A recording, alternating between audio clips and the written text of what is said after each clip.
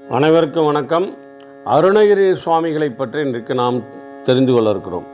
அருணகிரி சுவாமிகள் 16,000 திருப்புகழை பாடினார். ஆனால் இன்றைக்கு இருப்பது 1400 சொச்சம் மட்டுமே இருக்கிறது மக்களை. அந்த அருணகிரிநாதர் பகவானுடைய அனுக்கிரகம் பெற்றவர். எம்பெருமான் முருகப்பெருமானுடைய நிலைப்பாடுகளால் அவர் திருவண்ணாமலை உச்சி கோபுரத்திலிருந்து கீழே விழுந்தபொழுது கூட பகவானால் அவர் காப்பாற்றப்பட்டு 12 ஆண்டுகள் சும்மா இருந்தார், தவநிலையிலே இருந்தார்.